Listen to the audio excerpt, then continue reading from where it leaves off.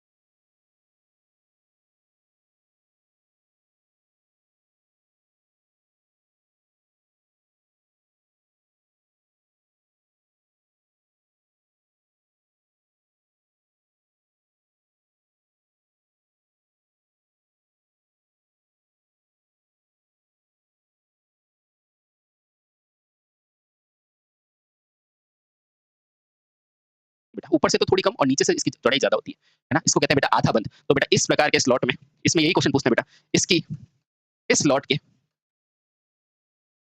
ऊपर की चौड़ाई, ऊपर की चौड़ाई क्या होती है बेटा, ये याद करना मुझे, आपको मैं जब आपको आंसर आएगा ना, क्वेश्चन आएगा, आपको दिखाओगे थैंक यू सर। इस स्लॉट के ऊपर की चौड़ाई क्या होती है बेटा, कम होती है, कम होती है। मैं कोई भी आपको फालतू चीज नहीं लगाऊंगा, डोंट वरी। इसके ऊपर की चौड़ाई क्या होती है बेटा, कम होती है। शीर्ष की चौड़ाई क्या होती है बेटा, कम होती है, ठीक है। अच्छा मुझे बताओ बंद में क्या लिखोगे, बंद में क्या लिखोगे, तो बेटा आप बताओ इसमें क्या आपकी कॉइल फंसाई जाती है, नहीं बेटा इसमें कॉइल नहीं फंसाई जाती है, इन्हें केवल छेद पर लपेटा जाता है। यानी कि आपका ये स्लॉट है तो बेटा इसके अंदर कॉइल नहीं डालोगे, इसके ऊपर डालोगे, समझ गए, इसके ऊपर, इसके ऊपर, इसके ऊपर, समझ गए। अगर ये स्लॉट है ना बेटा तो इसके ऊपर डालोगे। तो बेटा इसके लिए दो चीजें ध्यान रखना कि इसमें कॉइल छेद में फंसाई नहीं जाती, यानी कि छेद के अंदर नहीं भरते, फंसाई नहीं जाती है, वर्ड ध्यान रखना बेटा, नहीं जाती, बल्कि क्या होता है बेटा, छेद के ऊपर लपेटी जाती है, बल्कि छेद के यानी कि स्लॉट के ऊपर ऊपर लपेटी जाती है। ठीक है, बस ये बेटा तीन तरह के आपको क्वेश्चन पूछे जाते हैं कि बताओ ऐसी कौन सी वाइंडिंग है जिसके अंदर कॉइल अंदर नहीं भरी जाती है। तो बेटा आप हमेशा गलत करके आते हो कि बंद प्रकार की होगी कि अंदर भरी जाती है, नहीं बेटा बंद में क्या करोगे, स्लॉट पर लपेटोगे, स्लॉट के ऊपर लपेटोगे, कभी अंदर नहीं डालोगे, ठीक है। अर्ध में क्या पूछा जाता है कि बताओ दोनों चौड़ाई बराबर होती है, तो नहीं बेटा अर्ध में क्या होता है, ऊपर की चौड़ाई कम होती है और इसमें दोनों चौड़ाई क्या होती है, बराबर होती है, बेटा यही क्वेश्चन आता है, ठीक है। अब देखो ये जो स्लॉट है ना, ये जो स्लॉट, भाई आप कोई भी स्लॉट बनाओगे किसी के अंदर, है ना, मुझे बताओ लोहा लोहे को काटता है, बिल्कुल काटता है, इस्पात इस्पात को काटता है, बिल्कुल काटता है, यानी कि हर मेटल की चीज दूसरी चीज को काटेगी। इसका मतलब क्या है, इसका मतलब इसके स्लॉट वेज हमें ऐसी धातु से बनाने पड़ेंगे जो कि पूर्णतः क्या होगी बेटा, जिसको ज्यादा मैग्नेटाइज करना मुश्किल हो। तो बताओ किसकी बनाओगे, तो आपको पूछा जाता है बेटा इसके स्लॉट वेज किसके बनाते हैं, तो सिलिकॉन इस्पात के बनाते हैं, लिखो बेटा। तो इसके लिए यह स्लॉट वेज किसके बनाते हो, सदैव सिलिकॉन इस्पात के। तो लिखो यहाँ पर लिखो बेटा एक पॉइंट बहुत इंपॉर्टेंट है बेटा, ये हर बार पूछा जाता है क्वेश्चन। स्लॉट के लिए, स्लॉट यानी कि छेद के लिए, छेदों के लिए, छेदों के लिए बनाई गई वेज, बनाई गई वेज, वेज को क्या बोलते हैं बेटा, जगह, जगह, यानी बेटा आपके स्लॉट वेज का क्वेश्चन पूछा जाता है कि स्लॉट वेज किसकी बनी होती है, स्लॉट वेज किसकी बनी होती है, तो स्लॉट वेज सदैव किसकी होती है बेटा, सिलिकॉन इस्पात की बनी होती है। बताओ सिलिकॉन की क्यों, क्योंकि हिस्टेरेसिस हानियां कम हो, है ना। हाँ अब तो बेटा छेद है, वरना हम लेमिनेशन भी कर देते, इतने महान लोग है ना। तो देखो इसके स्लॉट वेज बेटा हमेशा क्या होते हैं, सदैव सिलिकॉन इस्पात के बने होते हैं, इस्पात यानी कि स्टील, सिलिकॉन इस्पात के बने होते हैं। ये बेटा बेहद इंपॉर्टेंट क्वेश्चन है, ध्यान रखना, स्टार लगा रहा हूँ, ये बने होते हैं, ठीक है। हाँ इसलिए बेटा हर चीज को जानो, हर चीज को जानने की कोशिश करो। अब बताओ फैराडे के नियम के अनुसार क्या होता है बेटा, चालक को क्या किया जाता है, चुंबक के क्षेत्र में घुमाया जाता है, वहां से फ्लक्स उत्पन्न होता है कि नहीं, और बेटा वो फ्लक्स क्या करता है, ईएमएफ उत्पन्न करता है, किसमें करता है, वो इसी आर्मेचर वाइंडिंग में उत्पन्न करता है, ठीक है, बहुत सही। अब बेटा आर्मेचर वाइंडिंग प्रयोग की दृष्टि से दो प्रकार की होती है, एक होती है लैप और एक होती है वेव, एक एक करके जानेंगे, डोंट वरी, है ना। और बाकी सारी चीजें हम वाइंडिंग में पढ़ेंगे, लेकिन यहाँ जो महत्वपूर्ण है वो सारी चीजें मैं बताऊंगा आपको, ठीक है। आ जाओ बेटा, ठीक है। अब देखो फैराडे के नियमानुसार, फैराडे के नियमानुसार फैराडे क्या कहता है, यदि आप या तो फ्लक्स घुमाओ या आर्मेचर घुमाओ या दोनों में से कोई एक घुमा दो तो ईएमएफ आएगा किसमें, आर्मेचर में, है ना। तो फैराडे के नियमानुसार, ठीक है, दोनों फ्लक्स, अब दोनों फ्लक्स कहां है बेटा, एक है फील्ड में एक है आर्मेचर में, दोनों फ्लक्सों द्वारा या दोनों फ्लक्सों के एक दूसरे से क्रिया द्वारा बेटा क्या उत्पन्न होता है, कहां उत्पन्न होता है, आर्मेचर में। तो ध्यान रखना बेटा आर्मेचर में क्या उत्पन्न होता है बेटा, विद्युत वाहक बल उत्पन्न होता है, विद्युत वाहक बल उत्पन्न होता है। अब बेटा ये विद्युत वाहक बल हमें कैसा चाहिए, हमें वो धारा ज्यादा चाहिए या वोल्टेज का मान ज्यादा चाहिए, उसके अनुसार क्या होता है, दो प्रकार का होता है। तो बेटा अब लिखो आर्मेचर वाइंडिंग उपयोग की दृष्टि से दो प्रकार की होती है। तो अब बेटा यहाँ से आपका टॉपिक होता है आर्मेचर वाइंडिंग, ठीक है बेटा। तो लिखो बेटा अगला लिखो बेटा आर्मेचर वाइंडिंग, आर्मेचर वाइंडिंग कहाँ होगी बेटा, आर्मेचर के स्लॉट वेजेस में, है ना, ठीक है। अब मुझे ये बताओ आर्मेचर वाइंडिंग क्या होती है बेटा, उपयोग की दृष्टि से, उपयोग की दृष्टि से यानी कि जो अपने को चाहिए ना, तो उपयोग की दृष्टि से बेटा कितने प्रकार की होती है, दो प्रकार की होती है। अब देखो उपयोग की दृष्टि से दो प्रकार की क्या होती है बेटा, दो प्रकार की बेटा क्या होती है, आर्मेचर वाइंडिंग होती है, ठीक है। पहला क्या होता है लैप वाइंडिंग, दूसरी होती है वेव वाइंडिंग। तो पहला क्या हो जाएगा बेटा आपकी लैप वाइंडिंग और दूसरी क्या होती है बेटा, वेव वाइंडिंग। क्या होती है, वेव वाइंडिंग। पहली क्या होती है लैप वाइंडिंग और दूसरी क्या होती है वेव वाइंडिंग। अब ये दोनों क्या क्या होती है, अब एक एक करके बेटा आराम से पढ़ेंगे ना, आपको कभी भी जिंदगी में डाउट नहीं होगा, ठीक है। मशीन बड़ी आसान लगेगी बेटा, है ना। हाँ अभी आज संरचना पूरी पढ़ेंगे, फिर आपको डीसी जनरेटर की हर एक चीज बताऊंगा, फिर मोटर की हर एक चीज बताऊंगा, फिर हम ऐसे ऐसे धीरे धीरे चलेंगे, ठीक है। अब आर्मेचर के ऊपर बेटा एक भाग होता है राइजर का, उसे भी समझेंगे, सब समझेंगे, डोंट वरी। आओ कम्यूटेटर के ऊपर आओ बेटा, ये लो बेटा पहला क्या है लैप वाइंडिंग, लैप वाइंडिंग। अच्छा, लैप वाइंडिंग आओ, लैप वाइंडिंग, ठीक है। अब सबसे पहला क्वेश्चन तो यही आता है साथियों कि ये लैप वाइंडिंग का उपयोग कहाँ होता है? क्योंकि बेटा पूरा पढ़ लो और आपको ये नहीं पता है तो फिर देख रहे इस पानी में, है ना? तो देखो इधर आओ, लैप को इंग्लिश में क्या लिखते हैं बेटा? LAP, है ना? और गौर से देखो बेटा यहाँ क्या है? A है कि नहीं? A मतलब क्या होता है? धारा होता है कि नहीं? होता है। तो बेटा ये क्या होती है? यह वाइंडिंग, यह वाइंडिंग, भाई धारा को एमीटर से नापते हो कि नहीं? हाँ बस, तो यह वाइंडिंग बेटा क्या होती है? उच्च धारा, उच्च धारा तथा तथा निम्न वोल्टता, निम्न वोल्टता के लिए के लिए के लिए प्रयोग होती प्रयोग होती है। बेटा पहला क्वेश्चन यही है। और कैसे याद करोगे बेटा? ए फॉर एम्पियर, है ना? याद आया? बस हो गया याद, ठीक है। अब बेटा मुझे बताओ, आप बैटरी को जोड़ते थे, है ना? समानांतर में क्यों जोड़ते थे? धारा बढ़ाने के लिए। तो बेटा वही है, इसमें भी यही है। चाहे एससीआर जोड़ोगे तो भी बेटा वही कांसेप्ट है ना? तो मुझे धारा बढ़ानी है, तो मुझे क्या करना पड़ेगा? समानांतर में जोड़ना पड़ेगा। क्यों? क्योंकि समानांतर में वोल्टेज बराबर होती है। बेटा इसलिए बोला जाता है हर बेसिक इलेक्ट्रिकल के कांसेप्ट मशीन में लगते हैं। शर्त है आपको समझ में आने चाहिए, ठीक है। अब आपको मैं बोलूंगा ये समानांतर वाइंडिंग है तो आपको बिल्कुल कंफ्यूजन नहीं होगा। क्यों? क्योंकि समानांतर में वोल्टेज बराबर होती है ना? तो बेटा इसीलिए क्या बोला जाता है इसे समानांतर वाइंडिंग, क्योंकि इसमें क्या है? धारा का मान बढ़ रहा है, ठीक। आओ देखो, इस वाइंडिंग को, इस वाइंडिंग को क्या बोला जाता है बेटा? समानांतर वाइंडिंग कहा जाता है। समांतर वाइंडिंग कहते हैं। अब समांतर वाइंडिंग क्यों कहते हैं? क्योंकि समांतर में क्या होता है? वोल्टेज बराबर होता है और धारा का मान बढ़ता है। क्योंकि क्योंकि समानांतर क्रम में, समांतर क्रम में वोल्टता मान समान रहता है, वोल्टता मान समान रहता है, समान रहता है तथा तथा धारा का मान अधिक हो जाता है, तथा धारा का मान अधिक होता है, मान अधिक होता है, ठीक है बेटा। इसलिए बेटा बेसिक इलेक्ट्रिकल में सबसे पहले पढ़ाता हूँ, धारा का मान अधिक होता है। समझ गए? अब जितना समांतर पथ होगा उतना ही क्या होगा बेटा? धारा का मान अधिक होगा। समझ गए? समझ गए। अब देखो बेटा, मान लो ये मेरा क्या है? आर्मेचर है बेटा। इसके अंदर मैंने लैप वाइंडिंग कर दी, तो एक समांतर पथ ये हो गया, एक ये हो गया, एक ये हो गया, एक ये हो गया। मुझे बताओ इतने सारे समानांतर पथ है ना? और इतनी सारी क्या है बेटा? धारा है। अच्छा, तो यहाँ से धारा I1 आ रही है, यहाँ से I2 आ रही है, देखना बेटा यहाँ से I3 आ रही है, यहाँ से I4 आ रही है और यहाँ से I5। बेटा ये धारा का मान सब में अलग अलग है कि नहीं? है ना? तो इन धारा के मान को क्या करना पड़ेगा? समान करना पड़ेगा। इसलिए कौन सी रिंग यूज करोगे बेटा? Equaliser ring. कौन सी रिंग बेटा? इक्विलाइजर रिंग यूज करेंगे। क्यों करेंगे बेटा इक्विलाइजर रिंग क्यों यूज करेंगे? क्योंकि देखो इसका नाम क्या है? इक्वी, यानी कि समान करना। किसका? इन धाराओं के मान को समान करना। आया समझ में? तो बेटा इसमें क्या यूज करते हो? लैप वाइंडिंग में, इस वाइंडिंग में, इस वाइंडिंग में बेटा क्या यूज करते हो? Equaliser ring, equaliser ring use में लेते हैं। कौन सी रिंग बेटा? इक्विलाइजर रिंग यूज में लेते हैं। ये क्या है बेटा? कुछ नहीं, एक रिंग है जो क्या करती है? धारा के मान को बराबर कर लेती है, ठीक है। इस वाइंडिंग में क्या करते हैं बेटा? हाँ, इक्विलाइजर रिंग प्रयोग में लेते हैं, प्रयोग में लेते हैं। आपको पूछेगा क्यों लेते हैं? क्योंकि बेटा इससे क्या होता है? धारा में एक रूपता आती है। ये देखो, ताकि धारा अलग अलग नहीं हो, ताकि ताकि धारा में क्या हो बेटा? धारा में एक रूपता आए, है ना? यानी कि यूनिफॉर्मिटी आए, एक रूपता आए, ठीक है बेटा। इसलिए आराम से पढ़ा जाता है, एक रूपता आ जाए, यानी कि एक यूनिफॉर्मिटी मुझे धारा मिलती रहे, मिलती रहे, मिलती रहे। समझ गए? समझ गए क्या? बहुत सही। अब सर ये लैप वाइंडिंग एक प्रकार की होती है? नहीं बेटा, जैसे इंसान भी अलग अलग प्रकार के होते हैं, अच्छे और बुरे, उसी प्रकार से बेटा एक क्या होती है? सिंप्लेक्स, और एक क्या होती है? मल्टीप्लेक्स। बस आसान है, डोंट वरी, अभी मैं बताता हूँ बेटा। तो ये भी क्या होते हैं? यह वाइंडिंग भी दो प्रकार की होती है। तो लिखो बेटा, ओहो, लैप वाइंडिंग भी बेटा क्या होती है? दो प्रकार। लैप वाइंडिंग में क्या होती है?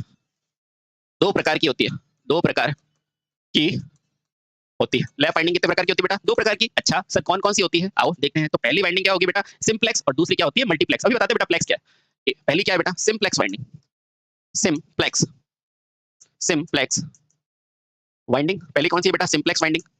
और आपके पास दूसरी कौन सी है? दूसरी है बेटा मल्टीप्लेक्स वाइंडिंग, यानी कि जिसके अंदर पैरेलल पाथ ज्यादा होते हैं। अभी बताते हैं बेटा मल्टीप्लेक्स वाइंडिंग, ठीक है। आराम से पढ़ो बेटा, कोई जल्दबाजी नहीं है, ठीक है। वाइंडिंग, ठीक, सिंप्लेक्स और मल्टीप्लेक्स। आओ एक एक करके हम समझते हैं बेटा, सारे डाउट खत्म हो जाएंगे आपका। लिखो पहला क्या है? पहला क्या है बेटा? आपकी सिंप्लेक्स। अच्छा इसका नाम सिंप्लेक्स क्यों है सर? क्योंकि ये बड़ी सिंपल है ना? और इसके पैरेलल पाथ कितने होते हैं? पोलो के बराबर होते हैं। बताता हूं बेटा, सिंप्लेक्स वाइंडिंग, ठीक है। बहुत से कोई बेटा आपको इसकी परिभाषा पूछे या कभी एग्जाम में क्वेश्चन आ जाए कि सिंप्लेक्स क्या होती है, तो बेटा इसमें ब्रशों की समानांतर पथों की संख्या पोलो के बराबर होती है। सर याद रखने की कोई टेक्निक है? अरे रुको, मैं हूं ना। देखो बेटा लैप क्या होता है? LAP होता है कि नहीं? इसको गौर से देखो तो ये खुद ही कह देगा बेटा, ये देखो कि मैं सर A बराबर B हूं। और A क्या है बेटा? A है समांतर पथों की संख्या। क्या है? समांतर पथों की संख्या। अरे वाह सर। और P क्या है? पोलो की संख्या, ठीक है। तो बस इसमें यही ध्यान रखना है कि सिंप्लेक्स में क्या होगा बेटा कि आप में वाइंडिंग के ब्रशों के बीच समांतर पथों की संख्या, तो इसमें वाइंडिंग के पूरा देखो बेटा, वाइंडिंग के ब्रशों में, क्योंकि ब्रश से तो कलेक्ट करोगे धारा, है ना? वाइंडिंग के ब्रशों के, यानी कि ब्रश के बीच में जहां से धारा आ रही है ना बेटा, उसमें समांतर पथों की संख्या, देखो यहां से ब्रश लगे हुए हैं, ठीक है। तो इनके बीच में जो समांतर पथों की संख्या है ना बेटा, उसकी बात कर रहा है। तो वाइंडिंग के ब्रशों के बीच समांतर पथों की संख्या, समांतर पथों की संख्या यानी कि ए, समांतर पथों की संख्या क्या होती है? ए, वो किसके बराबर होती है? वह सदैव किसके बराबर होती है? मुख्य पोलों की, यानी कि पी कौन से? चुंबकीय पोल, याद आया? हाँ, तो समांतर पथों की संख्या ए सदैव मुख्य पोलों की संख्या के बेटा क्या होती है? के बराबर होती है। आसान लग रहा है ना बेटा? बड़ा आसान है, इलेक्ट्रिकल वेरी इजी है ना, आराम से पढ़ते रहो बेटा। क्या होती है? बराबर होती है, ठीक, बहुत सही। अब बेटा एक पेज आती है कम्यूटेटर पेज, एक बार लिखो फिर मैं समझा दूंगा, डोंट वरी। तो इसमें कम्यूटेटर पेज का मान हमेशा क्या होता है? एक, किसमें? लैप वाइंडिंग में, यानी कि समानांतर वाइंडिंग में। तो लैप वाइंडिंग में कम्यूटेटर पेज कितना होती है? बराबर एक, लिखो बेटा। अभी बताऊंगा बेटा, लैप वाइंडिंग में आपको आगे पढ़ाऊंगा बेटा। कम्यूटेटर होता है ना, कम्यूटेटर उसकी पिच है ना, लैप वाइंडिंग में। अभी तो वो डेटा है बेटा जो एग्जाम में सीधा पूछेगा। कम्यूटेटर पिच कितनी होती है बेटा? सदैव कितनी होती है बेटा? एक होती है। कम्यूटेटर पिच को किससे दर्शाते हैं? तो अभी देखो बेटा, इसे वाई सी से दर्शाते हैं। का मान, वाई सी का मान सदैव कितना होता है बेटा? एक। ये अक्सर परीक्षा में पूछा जाता है। सदैव कितना होता है बेटा? एक होता है, ये अक्सर पूछा जाता है, एक होता है ना, यानी कि वाई सी बराबर एक किसके लिए होता है बेटा? लैप वाइंडिंग के लिए होता है, ठीक है। हाँ, अब बेटा ये वाई सी होती क्या है? तो कम्यूटेटर पिच क्या होता है? दो कम्यूटेटर सेगमेंटों के बीच की दूरी होता है। तो लिखो बेटा कम्यूटेटर सेगमेंट, तो यहां से लिखो बेटा, ओहो, यहां से लिखो बेटा कम्यूटेटर पिच। अब ये कम्यूटेटर पिच क्या है जिसका मान एक है सर? अभी बताते हैं। कम्यूटेटर पिच, ठीक है। आगे जब मैं ये कम्यूटेटर पढ़ाऊंगा ना, ये वाला, तो बेटा बताऊंगा दो सेगमेंट के बीच में, जहां पर ये सब चीजें बताऊंगा मैं आपको, ठीक। कम्यूटेटर पिच, यह वास्तव में दो कम्यूटेटर सेगमेंट यानी कि हिस्सा, सेगमेंट क्या होता है बेटा? हिस्सा, सेगमेंटों के बीच की दूरी होता है, बीच की दूरी होता है बेटा। इसको क्या बोलते हैं? कम्यूटेटर पिच, जिसका मान कितना होता है बेटा? एक होता है। जिसका मान क्या होता है बेटा? एक होता है, ठीक है, एक होता है, अंतर है ना। अब देखो बेटा, ये कम्यूटेटर पिच जो होता है ना बेटा, उसकी वास्तविक मान क्या होता है? उसको कहते हैं वाई सी, है ना, वाई सी। और इसका वाई सी का मान क्या होता है बेटा? एक फॉर्मूला ध्यान रखो, Y back plus Y back minus Y F. अभी बताता हूँ बेटा क्या है वाई बी और वाई एफ, अभी सिर्फ ये ध्यान रखो बेटा, ठीक है। ये क्या होता है बेटा? बैक पिच और फ्रंट पिच का अंतर होता है। क्या? कम्यूटेटर पिच, लिखना बेटा आराम से।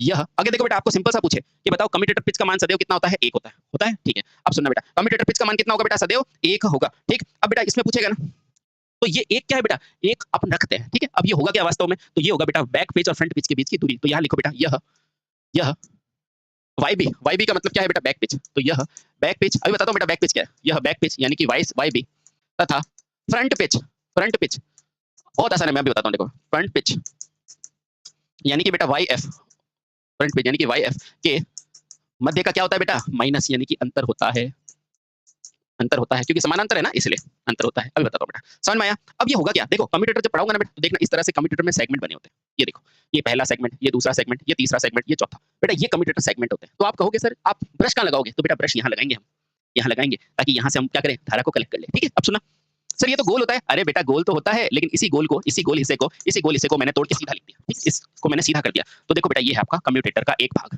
ठीक है। ये गोल है, इसको मैंने समझाने के लिए सीधा कर दिया, ठीक है। चलिए ये लो बेटा, ये क्या है? कम्यूटेटर। अच्छा सर, इस वाइंडिंग को क्या बोलते हैं? समानांतर वाइंडिंग कहते हैं कि नहीं? बिल्कुल। तो ये क्या है बेटा? कम्यूटेटर।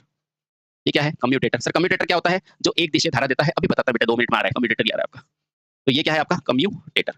अच्छा सर, इस पर वाइंडिंग तो समानांतर है, कैसे? बता रहा हूँ, डोंट वरी। देखो बेटा, तो आप क्या करो, यहाँ से एक लाइन लो, और वाइंडिंग कैसे बनती है? अभी देखो बेटा, इस तरह से आपकी वाइंडिंग बनती है कि नहीं, है ना। और यहाँ से इसको थोड़ा डॉटेड बता दो, ठीक, ये लो। कोई भी दिक्कत है इसमें? कोई दिक्कत नहीं बेटा। यहाँ से देखो ये डॉटेड है, यानी कि ये क्या है? आगे का भाग, ये पीछे का भाग, ठीक है। यहाँ से मैंने एक और वाइंडिंग ली, और बेटा यहाँ जैसी आई ना, फिर मैंने यहाँ पे डॉटेड बता दी, यानी कि ये पीछे का भाग है, ठीक। ये वाइंडिंग है बेटा, कुछ नहीं है। देखो ऐसे अपन वाइंडिंग करते हैं ना, ऐसे उसको मैंने लिखा है ऐसे, अच्छे से समझाने के लिए। ये देखो ये एक्टिव साइड है, ये अपन सब वाइंडिंग पढ़ेंगे, 2 मिनट रुक दो। इसको मैंने इस तरह, ये पहला टर्न, और ये क्या है बेटा? दूसरा टर्न, ठीक है। और यहाँ से अपनी धारा बह रही होगी, ठीक। अब सुनो बेटा आराम से मुझे बताओ, ये जो ब्लैक वाला हिस्सा आपको दिखेगा, देखो कोई भी बाइंडिंग करते हो, ये देखो बेटा, तो आपको ये बाहर वाला हिस्सा दिखता है ना, बाहर वाला, ये वाला है ना। और जो नहीं दिखता है उसको मैंने डॉटेड बता दिया, है ना। यहाँ लिखो बेटा, जो सीधी लाइन है इसका मतलब दिख रहा है, और जो डॉटेड लाइन है उसका मतलब क्या है बेटा? छिपा हुआ है। क्या है? छिपी हुई वाइंडिंग है। छिपी हुई क्या है बेटा? वाइंडिंग है। समझ में आया? ये दो चीज समझ में आई। अब देखना बेटा, यानी कि ये वाला हिस्सा मुझे दिख रहा है, तो बताओ इसको क्या बोलोगे? जो आपको मैं सामने से दिख रहा हूँ वो क्या कहलाएगा? Front pitch. क्या दिखाएगा? Front pitch. तो बेटा सामने वाला हिस्सा क्या है? आपका फ्रंट पिच है, यानी कि वाई एफ है। समझ में आया? आ गया सर, आ गया, है ना। बस बहुत बेहद आसान है बेटा, डोंट वरी। जो चीज आपको दिख रही है वो क्या हो जाएगा? फ्रंट पिच हो जाएगा, यानी कि वाई एफ हो जाएगा, ठीक है। अब मुझे बताओ, जो चीज नहीं दिख रही है, यानी कि पीछे की तरफ है, वो क्या हो जाएगी? मेरी बैक पिच होगी कि नहीं? तो देखो, ये एक ही कुंडली को लो, इसी कुंडली का ये पहला हिस्सा, और इसी कुंडली का ये दूसरा हिस्सा, पहली कुंडली का, है ना। तो बेटा ये हिस्सा क्या कहलाएगा? Back pitch. क्या कहलाएगा? Y B. पहली कुंडली का ही बैक है, और पहली कुंडली का फ्रंट क्या है? ये दोनों कुंडली से मिलकर बना होगा, ठीक। आराम से। तो देखो बेटा, ये वाई बी है और ये वाई एफ है ना। ये वाई बी है और ये वाई एफ है। बोलो यहाँ तक कोई डाउट है? कोई भी डाउट है? अब मुझे बताओ, ये कम्यूटेटर है, तो इसकी पिच यहाँ पर आएगी कि यहाँ पर आएगी?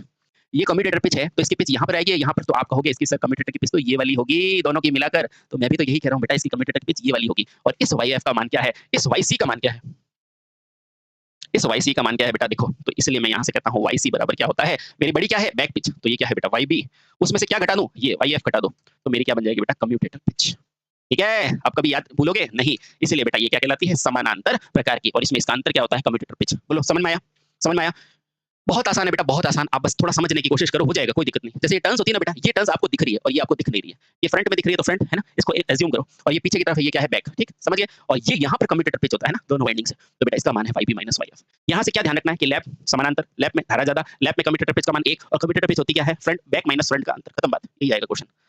मजा आया, बहुत अच्छे, चलिए बहुत सही, समझ गए। अब बेटा इसका दूसरा भाई जो होता है, कौन सा भाई होता है, ये तो किसके लिए था बेटा, ये आपके था सिंप्लेक्स वाइंडिंग के लिए। अब क्या पढ़ेंगे, मल्टीप्लेक्स, जिसके अंदर क्या हो, ज्यादा समानांतर पथ हो, है ना भाई। आप बिलियनियर होंगे, पैसा कमाओगे, फिर आप मल्टी बिलियनियर होंगे, यानी कि एक जीरो और लग जाएगा, वो वाली बात है ना, समझ गए। अब बेटा ये क्या है, सिंप्लेक्स। अब अगला क्या है मेरे पास, मल्टीप्लेक्स। क्या है, मल्टीप्लेक्स। अभी देखो बेटा, बी क्या है बेटा, मल्टीप्लेक्स वाइंडिंग, मल्टीप्लेक्स वाइंडिंग। बेटा इसको ज्यादा नहीं, बस इतना ही समझेंगे जो ITI की दृष्टि से बेहद महत्वपूर्ण है और आपको पता होना चाहिए। ठीक है, अब मल्टीप्लेक्स का मतलब वही है बेटा, वहां पे क्या कहते हैं, इसमें वाइंडिंग के कॉइल की संख्या बेटा, स्लॉट की संख्या का क्या होगी, 1 गुना 2 गुना 3 गुना, इस तरह से। तो बेटा इसमें क्या रखो, इसकी परिभाषा अगर कोई पूछे तो क्या बताओगे, मल्टीप्लेक्स वाइंडिंग क्या होती है बेटा, इस प्रकार की वाइंडिंग में कॉइल की संख्या स्लॉटों की संख्या से क्या होती है बेटा, इस प्रकार की वाइंडिंग में जो आपकी कॉइल होती है ना बेटा, वाइंडिंग किससे बनेगी, कॉइल से बनेगी। तो वाइंडिंग में कॉइल की संख्या किसकी, स्लॉटों की संख्या से, क्योंकि आखिर इन वाइंडिंग को डालना किसमें है, स्लॉट में, सिलिकॉन इस्पात वाले, याद आया। हाँ, तो इसमें क्या होगा बेटा, स्लॉट की संख्या से क्या होगी, कॉइल की संख्या किससे होगी बेटा, स्लॉट की संख्या से क्या होगा बेटा, 2 होगा, 3 होगा, 4 होगा, इस प्रकार से होता है। ठीक है, जो भी वाइंडिंग होगी ना वो होगा। ठीक है, चलिए, इसका मतलब एक क्वेश्चन दिमाग में उठा होगा आपके, तो सर सिंप्लेक्स में क्या होता है, अरे सिंप्लेक्स में कुछ नहीं बेटा, उसमें कॉइल की संख्या स्लॉट की संख्या के बराबर होता है। तो आपसे कभी कोई क्वेश्चन पूछता है, बताओ सिंप्लेक्स में कॉइल की संख्या स्लॉट की संख्या से क्या होती है, बराबर होती है। ड्यूप्लेक्स में क्या होती है, 2 गुना होती है, ट्रिप्लेक्स में क्या होती है, 3 गुना होती है, बस खत्म। तो लिखो बेटा, यहाँ से ये क्या हो जाएगा, इसमें 4 प्रकार की मुख्यता पढ़ते हो तो 4 ही बनाओ बेटा, होती है। ठीक है, तो इसमें देखो पहली क्या होगी बेटा आपकी, इसमें पहली क्या हो जाएगी आपकी, ड्यूप्लेक्स वाइंडिंग, ड्यूप्लेक्स वाइंडिंग। अब ड्यूप्लेक्स का मतलब क्या है, ड्यू यानी कि 2, ड्यू यानी कि 2, ड्यू मतलब क्या होता है बेटा, 2। तो इसमें आपको पूछेगा, बताओ कम्यूटेटर पिच क्या होगी, कम्यूटेटर पिच का मान कितना होता है, 1, यानी कि कॉइल की संख्या स्लॉट के बराबर। कम्यूटेटर पिच का मान पूछता है बेटा, इसमें कितना होता है, बस। तो बेटा इसमें ड्यूप्लेक्स में कम्यूटेटर वाइंडिंग में कम्यूटेटर पिच कितनी होती है, कम्यूटेटर पिच का मान कितना होता है बेटा, सदैव 2। क्यों, क्योंकि ये क्या है, एक कॉइल का मान किसके बराबर होता है, स्लॉट की संख्या 2, 3 और 4 यानी कि डबल के बराबर होती है। ठीक है, समझ गए बेटा। अब पूछेगा ट्रिप्लेक्स में कितना होता है, तो ट्रिप्लेक्स में भी सर हमें कम्यूटेटर पिच पूछेगा, बिल्कुल यही पूछेगा बेटा, तो कह देना मुझे, ट्रिप्लेक्स हो गया। अब क्या है बेटा, ट्रिप्लेक्स वाइंडिंग। और बेटा ट्रिप्लेक्स वाइंडिंग के अंदर भी आपको पूछेगा, क्या पूछेगा कि बताओ तो ट्रिप्लेक्स वाइंडिंग में कम्यूटेटर की पिच कितनी होगी, क्योंकि कम्यूटेटर की पिच हमेशा 1 होती है, डुप्लेक्स में 2 से मल्टीप्लाई, ट्रिप्लेक्स में 3 से मल्टीप्लाई। ठीक है, हाँ, तो कम्यूटेटर पिच क्या होती है बेटा, सदैव 3 होती है। ये क्वेश्चन पूछे जाते हैं बेटा। ठीक है, अब तो आप मास्टर बन चुके हैं। अब बताओ क्वाड, बेटा 4 को क्या बोलते हैं, क्वाड बोलते हैं ना, देखो 2 को क्या बोलते हैं, ड्यूप, 3 को क्या बोलते हैं, ट्रिप, और 4 को क्या बोलते हैं बेटा, क्वाड। ठीक है, हाँ, ये ध्यान रखना बेटा। तो अब क्या है बेटा, क्वाड्रीलेक्स है ना, क्या होता है बेटा, क्वाड्रीलेक्स या क्वाड्रीप्लेक्स बोल दो या क्वाड्रीलेक्स वाइंडिंग बोल दो, है ना। तो बेटा इसके अंदर भी पूछा जाता है कि बताओ तो, और बेटा अक्सर बच्चे कंफ्यूज होते हैं और गलत करके आते हैं बेटा, इनके लिए कम्यूटेटर पिच का मान बढ़ जाता है, 2 है तो 2 बनाओ, ट्रिप्लेक्स में 3 बनाओ, और क्वाड में कितने बनाओ बेटा, 4। तो कम्यूटेटर पिच कितनी होगी इसके लिए, पिच कितनी होगी बेटा, 4, है ना। तो ये बेहद इंपॉर्टेंट है बेटा, फिर से बोल रहा हूँ, आपको क्वेश्चन पूछा जा सकता है। ठीक है, बहुत आसान है, लेकिन कंसेप्ट की कमी से हम आंसर नहीं दे पाते। और बेटा मल्टीप्लेक्स का मतलब क्या है, वाइंडिंग में कॉइलों की संख्या स्लॉटों की संख्या से कितनी होती है बेटा, 2, 3 और 4। ठीक है, ठीक है। अब बेटा अगली वाइंडिंग पढ़ते हैं। अब मैंने जो भी आपको डीसी मशीन से रिलेटेड जानकारी थी लैब की, वो मैंने दे दी, है ना। अब बेटा अपन पढ़ेंगे वेव वाइंडिंग, है ना, और अच्छे से पढ़ेंगे, डोंट वेरी, है ना। और उससे ज्यादा अगर आपको जानकारी है तो मैं आपको वाइंडिंग में पढ़ाऊंगा, लेकिन आपके लिए ये जानकारी बेहद महत्वपूर्ण है। आपको कम्यूटेटर के अलावा कुछ नहीं पूछता ITI में, भरोसा मानो। ठीक है, अगला देखो बेटा, अगला क्या है, अगला है वेव वाइंडिंग। अगला क्या है, वेव वाइंडिंग, इसका नंबर क्या है, हाँ ये हो गया। अब पढ़ेंगे बेटा वेव वाइंडिंग। ओहो, ये लो बेटा, अगली क्या है, वेव वाइंडिंग। बहुत आसान है बेटा, अभी याद करा दूंगा मैं, वेव वाइंडिंग, वेव वाइंडिंग अभी बताते हैं बेटा, बहुत ही आसान। ठीक है, अब मुझे बताओ, अब मुझे ये बताओ भाई, लेफ्ट वाइंडिंग क्या थी, समानांतर थी कि नहीं, तो ये क्या हो जाएगी ये हो जाएगी श्रेणी वाइंडिंग। तो लिखो बेटा, यह श्रेणी प्रकार की वाइंडिंग है, श्रेणी प्रकार की वाइंडिंग है। अब मुझे बताओ, अब श्रेणी प्रकार की वाइंडिंग क्यों कहते हैं, क्योंकि जल्दी से बताओ, क्योंकि अब यार आप सेलों को जोड़ते हो तो हमेशा श्रेणी में क्या बराबर रहती है, धारा बराबर नहीं रहती। तो बस इसीलिए बेटा ये श्रेणी प्रकार की है, क्योंकि श्रेणी में क्या रहती है बेटा, धारा बराबर, क्योंकि श्रेणी संयोजन में क्या बराबर रहती है बेटा, में धारा का मान क्या रहता है बेटा, बराबर बराबर रहता है ना, होता है, तथा वोल्टेज ज्यादा होती है। तथा क्यों, क्योंकि वहां पे ड्रॉप ज्यादा होता है ना, हाँ, तथा वोल्टेज अधिक होती है, वोल्टेज ज्यादा होती है। और बेटा इसीलिए इस वेव वाइंडिंग में देखो याद कैसे करते हैं बेटा इसको, देखो वेव आपको खुद ही कहेगा इसमें क्या ज्यादा है, तो ये क्या है बेटा वी है कि नहीं, वी यानी कि वोल्टता ज्यादा है। और वेव बनती क्या है, ये देखो तो इसमें ए कितना है 2, समांतर पद कितने हैं 2, ऐसे याद रखते हैं बेटा। तो देखो तो इसका मतलब वी, तो देखो इसमें श्रेणी में क्या है, वोल्टता ज्यादा है कि नहीं है। तो बेटा इस वाइंडिंग का प्रयोग कहाँ होता है, यानी कि वेव वाइंडिंग का प्रयोग, वेव वाइंडिंग का प्रयोग वहां किया जाता है, वहां किया जाता है जहां क्या, उच्च वोल्टता उच्च वोल्टता उच्च वोल्टता तथा कम धारा की जरूरत हो, कम धारा की जरूरत हो, है ना। बस इसलिए कभी रटते नहीं बेटा, बहुत आसान है, जरूरत हो। समझ गए, समझ गए, ठीक है। चलिए अब सर ये वाइंडिंग बनती कैसे है, बिल्कुल बता देते हैं बेटा, ये वाइंडिंग बनती कैसे है। अब मुझे बताओ क्या सर इस वाइंडिंग में भी लैमिनेटेड किया जाता है, बिल्कुल बेटा, वो सारी चीजें सेम है, ठीक है। अब बेटा इसकी परिणामी पिच कितनी होती है, इसकी परिणामी पिच कितनी होती है, देखो बेटा इसके लिए जो आपके कम्यूटेटर की पिच होती है जिसे आप कहते हैं वाई सी, है ना बेटा, इसके लिए परिणामी पिच का मान कितना होता है, परिणामी पिच। तो बेटा इसके लिए परिणामी पिच यानी कि वाई सी का मान क्या होता है, सिंपल सी बात है बेटा, इसके लिए क्या था Y B minus Y C. तो ये श्रेणी है, तो श्रेणी में हमेशा प्रतिरोध जुड़ते हैं कि नहीं, जुड़ते हैं। तो बेटा क्या हो जाएगा Y B plus Y F, ये क्या है बेटा बैक पिच, ये क्या है फ्रंट पिच, है ना। बना के बताऊं, बिल्कुल बना के बताएंगे, देखो बेटा यानी कि back pitch plus front pitch के बराबर, है ना, फ्रंट पिच के बराबर, ठीक है। अच्छा सर ये बनती कैसे है, देखो बेटा बना के बताते हैं, बना के बता देते हैं, ये लो वापस से सर क्या बनाएंगे, हम कम्यूटेटर बनाएंगे, बिल्कुल सर कम्यूटेटर बनाएंगे। ये क्या है, ये कम्यूटेटर है, क्या है कम्यूटेटर, क्या होता है अभी बताएंगे, थोड़ी देर में आएगा, है ना। ये कलेक्ट करता है करंट, कुछ नहीं बेटा, बहुत आसान है मशीन। देखो ये क्या है कम्यूटेटर, ठीक है थोड़ा। अब देखो ये क्या है कम्यूटेटर, अब देखो बेटा इसमें क्या होता है, इसमें कुछ नहीं बेटा, देखो मान लिया यहाँ पर मेरे क्या है सेगमेंट है ना, ये सेगमेंट है कम्यूटेटर के सेगमेंट है जहां पर मैं ब्रश लगाऊंगा, ठीक। चलो अब इसको मैंने यहाँ से ये किया, ठीक है। तो एक तो मेरा ये वाला हिस्सा होगा, मान लो ये पीछे का हिस्सा है, मान लो ये पीछे का, तो आगे का ये रहा होगा, है ना। इस वेव वाइंडिंग को क्या कहते हैं बेटा, श्रेणी वाइंडिंग, क्योंकि पहली वाइंडिंग का पहला हिस्सा दूसरी के पहले से जुड़ा हुआ होता है। तो बस यही है बेटा, और कुछ नहीं है। देखो बाकी सब मोह माया, देखो तो ये फिर से पीछे वाला हिस्सा है ना, और देखो यहाँ से ये ले लिया, फिर से ये एक हिस्सा ले लिया, ठीक है। इस तरह से बेटा ये वाइंडिंग आगे की तरफ चलती है, ठीक है, समझ में आया, बहुत बढ़िया। अब देखो ये वाला हिस्सा और ये वाला हिस्सा, इसको गौर से देखो बेटा, जल्दी से देखो, ये भी बेटा फ्रंट है और ये भी फ्रंट है, ये कॉइल फर्स्ट है, ये कॉइल सेकंड है, ये कॉइल पहली है, ये कॉइल दूसरी है। बेटा ये इसका हिस्सा दिख रहा है कि नहीं, हाँ तो बेटा यहाँ पर ये क्या होगा बेटा, फ्रंट पिच होगी, वाई एफ होगा, बोलो समझ में आया। हाँ, और यहाँ पहली कुंडली में देखो बेटा ये क्या है बैक पिच, यानी कि ये क्या है वाई बी, यानी कि पीछे का हिस्सा। अब मैंने कैसे समझाया था, जब दोनों दिखे, जब ये डार्क वाला हिस्सा दिखे तो वो क्या होगा बेटा आगे का, है ना। और जब ये डॉट डॉट हो तो इसका मतलब क्या है पीछे का हिस्सा, ठीक है, समझिए, बड़ा आसान है, डोंट वरी। अब देखना बेटा आराम से, ये क्या है वाई बी और ये क्या है वाई एफ यहाँ तक का। तो मुझे बताओ रिजल्टेंट क्या होगा, रिजल्टेंट कहाँ से निकालोगे, अरे स्वाभाविक सी बात है यहाँ से यहाँ तक ही होगा कॉइल से, तो ये है बेटा वाई एफ। अब बताओ ये किससे मिला हुआ है, ये इससे और इन दोनों से मिलके बना है। तो बेटा यहाँ से कह सकता हूँ मैं, जो ये वाई रिजल्टेंट है, यहाँ से मैं क्या कह सकता हूँ कि ये जो मेरा वाई रिजल्टेंट है, ये जो वाई रिजल्टेंट है उसका मान कितना है, ये वाई सी का मान कितना है। तो इस वाई सी का मान कितना है मेरे पास, वो है Y F plus Y B, बोलो समझ में आया। ये क्या है बेटा परिणामी का मान है। अब इसमें क्या होता है बेटा, इस संयोजन को कैसे लिखते हैं श्रेणी क्रम में, तो बेटा क्या लिखोगे, इसकी परिभाषा लिखो, इसकी परिभाषा लिखो, वेव वाइंडिंग में, वेव वाइंडिंग में पहली कुंडली का देखो, ये पहली कुंडली का पहला हिस्सा और ये दूसरा, है ना, दूसरी कुंडली का ये पहला और ये दूसरा, यही होगा। हाँ तो देखो पहली कुंडली का दूसरा हिस्सा, वेव वाइंडिंग में पहली कुंडली का दूसरा हिस्सा, दूसरा हिस्सा दूसरी कुंडली के, दूसरी कुंडली के पहले हिस्से से जुड़ा होता है ना, जुड़ा होता है। अतः इसे क्या बोला जाता है, अतः इसे क्या बोला जाता है बेटा, श्रेणी वाइंडिंग बोला जाता है, श्रेणी वाइंडिंग कहा जाता है। बहुत आसान है ना। अतः इसे बेटा क्या कहा जाता है, श्रेणी वाइंडिंग कहा जाता है। बोलो समझ में आया क्या, आ गया ना बेटा। हाँ तो अब बेटा इसमें समानांतर पथों की संख्या अब आप खुद बता सकते हो, क्यों, क्योंकि देखो वेव कैसे बनती है, देखो अब मैं एक ही बार में आपको याद दिला देता हूँ। देखो बेटा आपको क्वेश्चन यहाँ से आते हैं, आपको पूछेगा ये है मेरा लैप और ये क्या है बेटा वेव, ठीक है। अब देखो आपको याद अभी के अभी होंगे, देखो ये ए दिख रहा है, तो ये इसका प्रयोग कहाँ होता है, जहाँ धारा की मुझे ज्यादा जरूरत होती है ना। धारा ज्यादा यानी वोल्टेज अपने आप कम, ठीक है। ये क्या है बेटा, जहाँ मुझे वी की ज्यादा जरूरत होती है ना। अब वी ज्यादा है तो बेटा वी कहाँ ज्यादा होता है, तो बेटा ये किसमें यूज करोगे, श्रेणी में। और बेटा इसको किसमें यूज करोगे, समानांतर में। बेटा ऐसे याद करना, ध्यान रखना, है ना। हाँ।